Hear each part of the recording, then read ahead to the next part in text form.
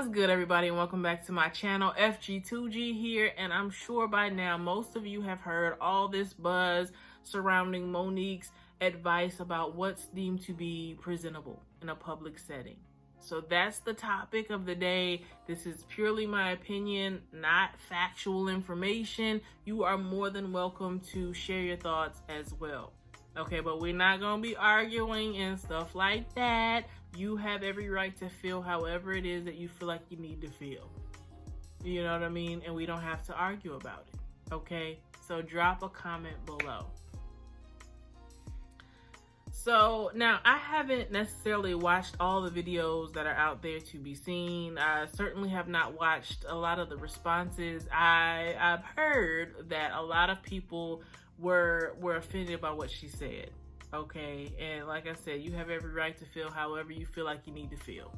Okay, but based on what I saw, what I heard her saying is when she grew up, it was embedded in her the importance of being presentable. And for her, like many of us, what did that include?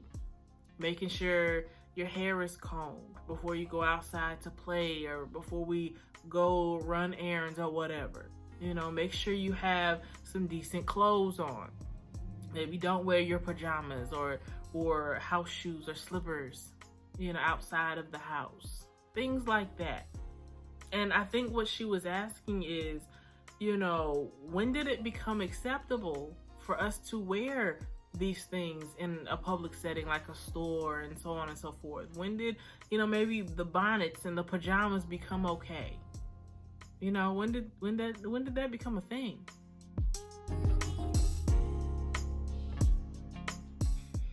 So the example I want to give is this, the whole spectrum thing. You know, there are a lot of people who, you know, maybe you'll see them with a bonnet on and, you know, maybe some very casual clothes that maybe even could be perceived as pajamas or whatever. And, you know, you see them, you know, kind of dash to the store.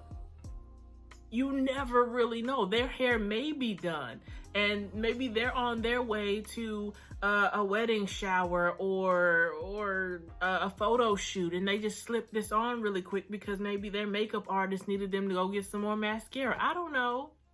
Like I said, maybe their hair is done and they're just trying to protect it and preserve it as long as they can because they're gonna change, you know, at the venue. We don't know. You know what I mean? We don't know. They could totally be on their way to do something productive. Who's to say? On the other end of the spectrum, you have people that it's like, listen, sis, I don't even have running water. And before I came to this store, I had to choose whether I wanted to scrape my quarters up to go do laundry or to come get some food. I'm doing the best I can. So I'm sorry that what I have on offends you so much. This is the cleanest thing that I actually had. Sometimes we don't know what it takes for people to get out of bed. We don't know what it takes for people to get up and function and do daily tasks. We don't know. And those are two extremes, but there are all different types of reasons in between. And so I don't think she said anything wrong. I just think that sometimes we maybe need to stop being so concerned about what people have on and focus on what's going on inside. You know what I mean?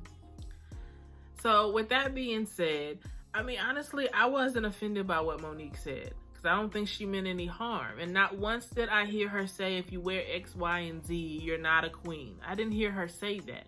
Matter of fact, I think what she was saying is because we are queens, let's present ourselves as such. But I think maybe the part that's been debatable or you can get offended by maybe, you know, is what's deemed to be presentable. Who set the standard for that and so on and so forth. We can debate all day long. You know what I mean? So let's get off of that. So instead, let's allow this to be like a call to action. Because I think she's just trying to encourage us to be the very best version of ourselves. Okay? So let's allow this to be a call to action. And instead of worrying about the do's and the don'ts and what to wear and what not to wear, let's just be more intentional in our communities, our mentorships, relationships, friendships. Let's build that rapport and help each other. If you see somebody that's not living up to their fullest potential, let's just uplift and help each other, encourage one another.